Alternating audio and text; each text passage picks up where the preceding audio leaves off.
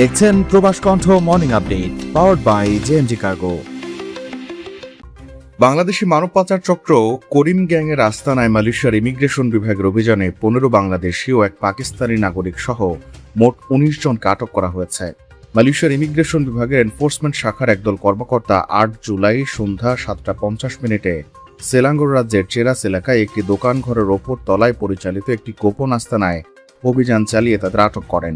আটক ব্যক্তিদের মধ্যে 15 জন বাংলাদেশি এবং একজন পাকিস্তানি নাগরিককে মানব পাচারের শিকার হয়ে অবৈধভাবে মালয়েশিয়া প্রবেশকারী অভিবাসী বলে সন্দেহ করা হচ্ছে। এছাড়া আরও 3 বাংলাদেশি পুরুষকে চক্রটির সদস্য হিসেবে আটক করা হয়েছে। তারা পাচারকারীদের সহযোগী এবং ট্রানজিট হাউসের তত্ত্বাবধায়ক হিসেবে কাজ করছিলেন বলে ধারণা করা হচ্ছে। প্রাথমিক তদন্তে জানা গেছে, আটক অভিবাসীরা একই দিন মালয়েশিয়ার পূর্ব উপকূলের একটি অবৈধ সীমান্ত পথ দিয়ে দেশে প্রবেশ করেন। পরে তাদের সড়ক পথে ক্লাং ভ্যালি অঞ্চলে নিয়ে আসা হয়।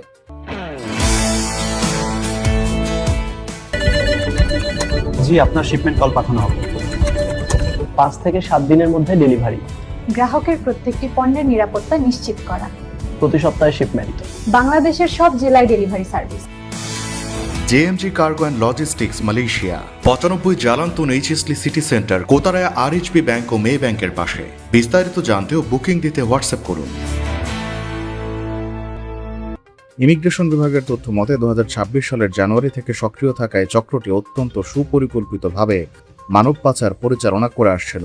পাচার হওয়া অভিবাসীদের প্রথমে কম্বোডিয়ায় নেওয়া হতো, সেখান থেকে দক্ষিণ থাইল্যান্ড হয়ে অবৈধভাবে মালয়েশিয়ার কেলান্তান রাজ্যে প্রবেশ করানো হতো।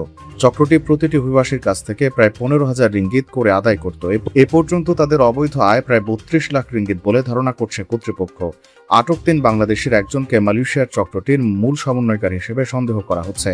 অভিযানে চক্রটির ব্যবহৃত একটি সেডান গাড়িও জব্দ করা হয়েছে। 20 থেকে 52 বছর বয়সী আটক ব্যক্তিদের পুত্রজা ইমিগ্রেশন ডিটেনশন ডিপোতে রাখা হয়েছে। মানব পাচার অভিবাসী চোরাচালানের বিরুদ্ধে আইন 2007 অনুযায়ী তাদের বিরুদ্ধে তদন্ত চলছে। প্রবাস কণ্ঠ নিউজ ডেস্ক।